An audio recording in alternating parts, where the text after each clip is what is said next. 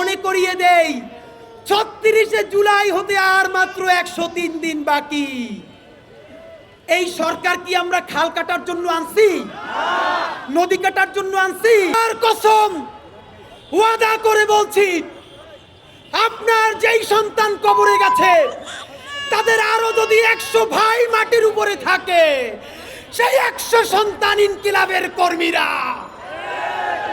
ইনকিলাব মঞ্চের অন্তত একটা কর্মীও বেঁচে থাকতে খুনি, ফ্যাসিস্ট, গণহত্যাকারী আওয়ামী লীগের পুনর্বাসন চলবে না। বন্ধুরা আমার, একটা কথা মনে করিয়ে দিতে চাই, এইখানে এমন বোন এসেছেন যার স্বামীকে পিলখানায় খুনি আওয়ামী লীগের তাপসের গাড়িতে তুলে তারপরে আগুন জ্বালিয়ে দেওয়া হয়েছে। শাপলায় আহারে পিলখানায় তো নাম কাওয়াস্তে একটা কমিশন হয়েছে। শাপলার সবাই গরিব বলে, গ্রাম থেকে এসেছে বলে যেই গণহত্যা শাপলায় হয়েছে, তাদের নামে কি একটা কমিশন করতেও এই সরকারের লজ্জা লাগে? যদি লজ্জা লাগে তাহলে এই গরিব হুজুর তাদের রক্তের মধ্য দিয়ে এই সরকারে আপনার থাকতে লজ্জা লাগে না?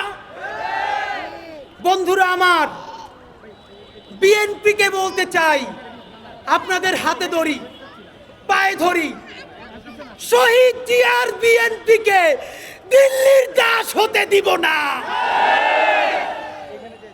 জামাতে ইসলামের ভাইদেরকে মনে করিয়ে দেই, সাইদি সাহেবের রায়ের পরে ২ শতাধিক মানুষকে ২ দিনে পাখির মতো গুলি করে হত্যা করা হয়েছে। শুধু হত্যা করা হয় নাই, পাখির মতো স্তূপ করে নারী পুরুষের লাশগুলো রাস্তার পাশে রাখা হয়েছে। সেই গণহত্যাকারী আওয়ামী লীগ, তাদেরকে যারা রেখেছে তারা হলো সেই দিল্লি, ভারত। জামাতে ইসলামী স্পষ্ট মনে রাখেন, সাইদি নিজামীদের জামাতকে ভারতের তাবেদার হতে দিব না। এনসিপির ভাইয়েরা মনে রাখো, শত শত জুলাইয়ের রক্তের মধ্য দিয়ে নেতা হইছো তোমরা। যদি এই জুলাইকে বেঁচে দিয়া দিল্লির দাসত্ব করে ক্ষমতায় আসতে চাও, হাসিনার চেয়েও ভয়ানক পরিণতি হবে।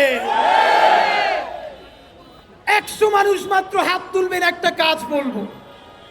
সারা বাংলাদেশ থেকে প্রত্যেকটা বিভাগ থেকে আজকে এখানে লোক এসেছেন।